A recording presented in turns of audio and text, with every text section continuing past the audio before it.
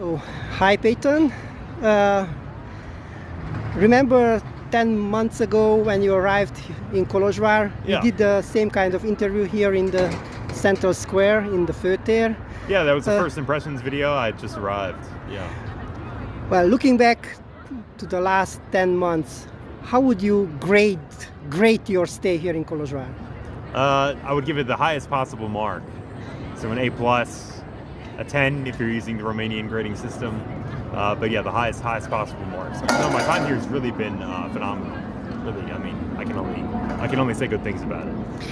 It was a very interesting period in Romania while you were staying here. Yeah. Lots of things happened. Yeah. It was a lifetime opportunity. How much did you get involved into it? Yeah, I mean, it's funny because I don't quite remember the exact details of the conversations I had before I arrived, but my kind of impression was that, yes, there are elections coming, and 2024 was going to be a big election year, but we didn't think it was going to be too exciting. It ended up being maybe the most exciting election year Romania's had since maybe the turn away from communism, some people are saying. So in that respect, yeah, with all of the drama surrounding Ceausescu and whatnot, it ended up being really very interesting year. Yeah. If you would have to break down your daily life here in Kolozsvár, how was your daily life here? What did you do? Yeah, I mean, very pleasant, very European in a lot of ways. So I get up every day, 7:30. I would usually go to RMDSZ first thing in the morning, worked there for a couple of hours. This was like kind of the normal program. Then by the middle afternoon, I'm back at the school on the Farkasulca, the Reformatus Collegium, teaching English there for a couple of hours. And then in the evening, finding something to do in the city. In the warmer months, I mean, I love to just go to the parks here or maybe even the Főtér, where we are now, and read. I'm a big reader. I did a lot of that. And then, yeah, on the weekends, it was a lot of, hanging out at cafes, if I wasn't traveling, because I did a fair amount of traveling with the RMDSZ guys, especially, and Zsolt and other parts of Transylvania. How much did you get involved with the politics here in Romania? I mean, you were saying that you were working at RMDSZ, which is the Hungarian party here in Romania. Yeah. What is their work usually in a regular year, in a regular day? What do they do? What did you get from their work? Yeah, well, I was pretty much the whole time I was working in the Programiroda, which was really a good. That doesn't translate into English very well, but that's kind of like the event planning office, if you will. So anytime there is like a political rally, we organized several of those in the fall for the elections.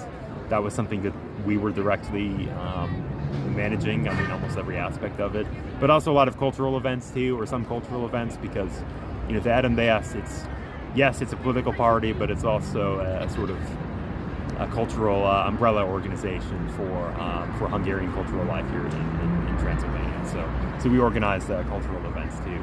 And that was really the extent of my direct involvement with the politics. Past that, I was just an observer. But yeah, I got to be in the war room at the RMDSZ headquarters here in the Republici or the Majalisutca for all the election nights, and yeah, that was super cool to see the operation in the thick of it.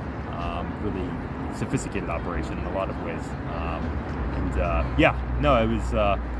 I was involved with some of the event planning. Beyond that, I was mostly just an observer, but talking to people in the party when I had the chance, and trying to understand how the way they're approaching things and the issues they're grappling with, and their kind of objectives. Yeah, I did that too. And we got involved very much with the Hungarian, with the Romanian politics, doing that podcast. What kind of experience was it for you doing that explanatory? I mean, trying to break it down to an American public what's going on in Romania. Was it like something you have done before? Would you like to do that in the future? It wasn't something I'd really done too much of before. I mean, I've always been interested in European politics, German politics. I follow a fair amount, and since I speak German and I've been there. And I do think it's important that people in our position who we maybe know both languages, we have connections to both places. I do think it's important that we kind of function as a bridge between the two cultures, of the two countries, the two societies. Because when I was reading a lot of like the American coverage, press coverage of, or even the Western European press coverage of what was happening in Romania, I often got the sense that they were really missing the point, or they were kind of seizing on certain aspects of the story that people here in Romania weren't necessarily. I don't think they necessarily understood all everything that was going on, and so I actually did kind of realize it was very illuminating in some ways, the experience, because I realized that when it comes to like foreign reporting, foreign coverage, you really need people on the ground spending a lot of time there, because the way a lot of these journalistic operations do it is they just dispatch somebody. They have, the New York Times has one correspondent who covers basically everything from the Baltic to the Adriatic Sea, and he doesn't know really what's going on in Romania. So I think it's very important that people really spend time here and kind of getting to know the society. Otherwise, your expertise is not really worth that much. You mentioned the language. Yeah. That you were able to understand the news by knowing the language a little bit. Yeah. How big is your Hungarian? In some ways, I'd say it's improved a lot. When you consider that, like, a little over a year ago, I knew basically nothing. I took 2 months of classes, not even. It was like 6 weeks of classes in Budapest. And then I've just been in here, immersed in an almost totally Hungarian milieu for the most part. My speaking is so difficult for me, I think mostly because I've gotten self-conscious about it, admittedly. And there are some tools you can use to make that a little bit easier in some situations, but definitely in terms of listening comprehension, reading, I've improved a lot. So generally these days, I say I can understand about 30% of people's conversations. And sometimes I understand a lot more. It's sort of contextual, but it's definitely improved a lot. I think there's a lot of information I've gathered that's in there that will be helpful in the future. Yeah. What's coming for you now? What are you going to do after you finish here in Kolozsvár? Yeah, so next Monday I'm moving to Budapest. I'll be taking more Hungarian classes there, this time at the B1 level, which I'm excited about. So making some progress with that, hopefully. And then starting in September, I'll be studying international relations, a master's program at the Corvinus Gazdasági Egyetem in Budapest. That'll be a 2-year program. I've received the Hungarian Diaspora Scholarship for that, which I'm very grateful for.